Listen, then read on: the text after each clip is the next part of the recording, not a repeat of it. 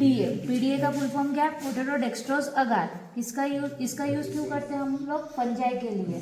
पिछली बार हमने जो मीडिया बनाया था वो न्यूट्रिएंट अगार बनाया था, क्योंकि हमको आइसोलेशन किसका करना था?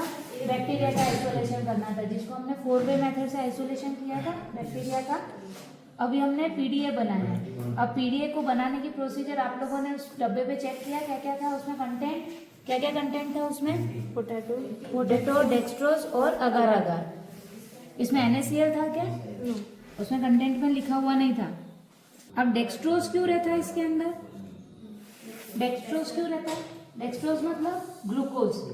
देखो, जो फंगस रहती है, हम घर पे भी अगर कोई मीठी चीज बनाते हैं, जैसे कुछ आंवला कैंडी बनाए या कुछ भी जेली प्रोडक्ट बनाए, उसमें फंगस जल्दी ग्रो होता है, बिकॉज फंगस को क्या चाहिए रहता है? शुगर कंटेंट चाहिए रहता है। पोटैटो में क्या रहता है? स्टार्च चलता है सबसे ज्यादा, तो फंगस इसीलिए उसके ऊपर जल्दी फेवरेबली ग्रो हो जाता है। इसीलिए हम ये 2 कंटेंट वाला मीडिया यूज करते हैं, जिसका नाम क्या है? पोटैटो डेक्स्ट्रोज अगार। अब इसमें हमको 4-वे स्टिकिंग नहीं करना है। न्यूट्रिएंट अगार में हमने क्या किया था? 4-वे स्टिकिंग करके आइसोलेटेड कॉलोनी हमको 3rd 4th सेक्टर में मिली थी। यस। अब यहाँ पे सेंटर इनोक्यूलेशन किया जाता है। ये जो प्लेट है, इसके मिडल में आपको स्पोर को लेना है, जो भी आपका फंगस है उस फंगस को यहाँ पे सेंटर में इनोक्यूलेट करना है। इनोक्यूलेट करने के बाद उसको 30 डिग्री सेंटीग्रेड पर 48 आवर्स के लिए इंक्यूबेट करना है। बैक्टीरिया को हमने कितने आवर्स के लिए किया था? 24 आवर्स के लिए। और कितने टेम्परेचर पे? 37 पे। लेकिन यहाँ पे इसका ऑल्टरनेटिव है। यहाँ पे क्या है? 30 डिग्री डायरेक्ट ठंडा टेम्परेचर रखना है आपको, और टाइम पीरियड डबल रखना है। समझ में आया? और इसके बाद आपको इस पे पूरी फिलामेंटस पूरी ग्रोथ दिखेंगी। ये क्लियर हो गया? यस। अब इसका 48 आवर्स के बाद में जब आपको ग्रोथ दिखेंगी, अब इसका हम स्टेनिंग करके, अब हमको कौन सा बैक्टीरिया मिला उसको हम कौन सी स्टेनिंग से पता करते हैं? Gram staining. ग्राम स्टेनिंग से हमको पता चलता है कि whether that bacteria are gram positive और ग्राम नेगेटिव। अब यहाँ पे हमको क्या पता चलेगा? स्टेनिंग हमको ग्राम स्टेनिंग नहीं करना है, इसमें लैक्टोफिनॉल ब्लू स्टेनिंग किया जाता है। कौन सी की जाती है? लैक्टोफिनॉल ब्लू।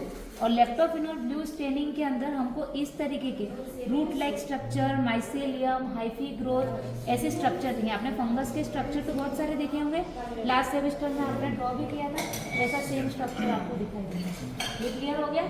अब इसको देखने के लिए कितने एक्स का माइक्रोस्कोप यूज करते हो? Oil immersion.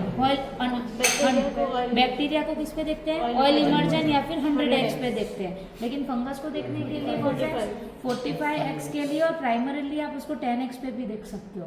इसको ऑयल इमर्जन लेंस की जरूरत नहीं रहती है, और ये किस में देखा जाता है? Oil immersion. ये डिफरेंस समझ में आया दोनों का? तो अगर आपको एग्जाम में फंजा आइसोलेशन पूछा तो ध्यान में रखना, आपको पीडीए बनाना है। आपको बैक्टीरिया आइसोलेशन पूछा तो आपको न्यूट्रिएंट अगार बनाना है। और अगार और ब्रॉथ में क्या डिफरेंस है? ब्रॉथ मतलब लिक्विड, और मीडिया मतलब सॉलिड।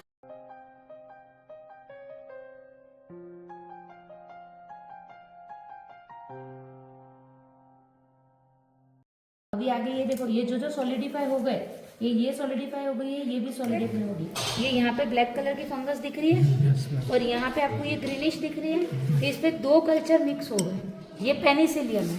कौन सा है? ये आपने फ्रूट्स के इसके माउथ पे देखा है कभी? पपैया या ऑरेंज जो रहता है उसके माउथ पे आता है हरे कलर का। और ये आपके ऑनियन पे आपने देखा ब्लैक कलर का। तो आज आपको इसका स्पोर लेके अलग करना है, और इसका स्पोर लेके अलग इनोक्यूलेशन करना है। तो ध्यान में रखना। और इसके स्पोर अगर आपने इनहेल कर लिए तो क्या होगा? आपको कफिंग हो सकता है, सर्दी खांसी तुरंत हो सकती है घर पे जाके, क्योंकि फर्स्ट टाइम आप लोग एक्सपोज हो रहे हो फंजाई के साथ में। तो फंजाई के स्पोर